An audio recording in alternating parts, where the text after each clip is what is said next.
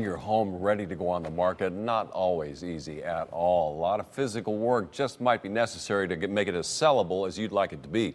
Joining me now, rejoining me now, America's top style expert and newly minted real estate expert, Jennings, has a few tips about revamping, which is, yeah, it's key. You got to do Yes, it. of course. And you know, a lot of it is when we have control, when we're doing design or we're renovating, there's certain things that we need to be very aware of in reference to what's resellable.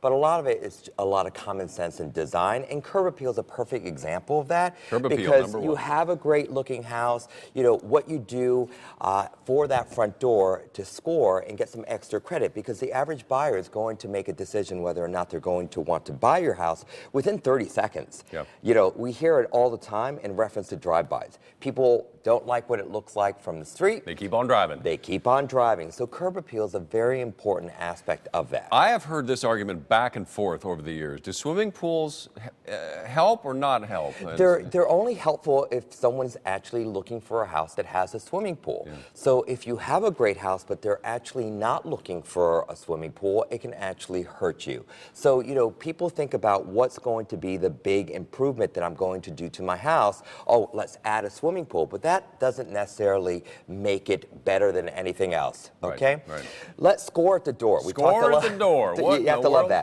You know, it's all about, you know, the working fixtures that make the door work, okay? Lighting, you want to make sure that you pay attention to that. You want to make sure that it's welcoming as well. Color of the door. You know, the color of the door. We have a red door in our house, and we love our red door. Very inviting. You wanted to pay attention to those details, because when you're touching the door, when you're entering a door, that says a lot about what to expect inside.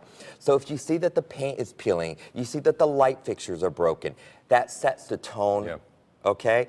Now, when it comes to once you're in the Let's door, go inside. Fireplaces. You know, who doesn't love a great fireplace? Well, who doesn't? But sometimes, some people don't. We get very trendy and we start saying, oh, we're going to remove the brick, we're going to just put stucco, or we're going to completely change the facade of the fireplace. Or even I've seen that they convert it to gas when it's the only fireplace. Yeah. Generally, if people are looking for a fireplace, they do like a working fireplace, unless there's multiple fireplaces. Then it becomes more convenient.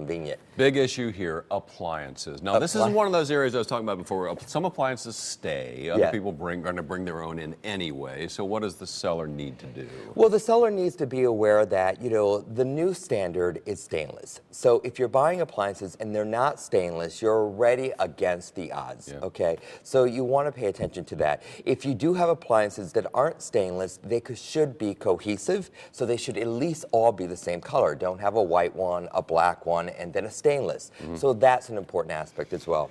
Size and scale. Size and scale. If you have oversized furniture in your house, okay, it makes the room look small. And if you don't have any furniture in your house... That could be my apartment from almost any point in my single life right there. This was an actual residence. Is that shag carpet? Is that shag carpet we're looking at? This guy just moved in, and this is all the furniture he had, and this is what he was using. And, you know, it doesn't warm up the room. It really... People get lost when they don't know what to do in a room, and people are confused when there's too much in the room.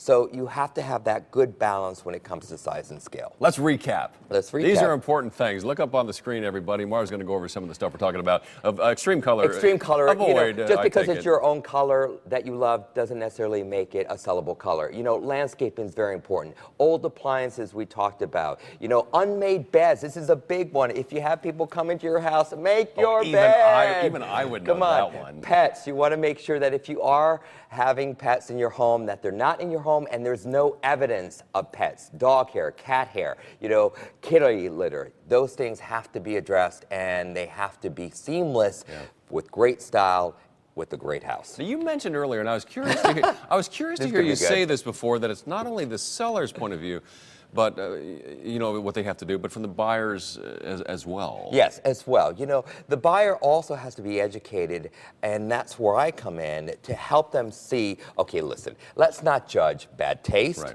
Let's just judge the wall space. What's in this environment? What can we work with? This fourth bedroom is, you don't need a fourth bedroom, but you do want an office. We can convert it, and kind of guide people in reference to being an expert in the lifestyle authority to be able to say, I understand your lifestyle. I understand what you love.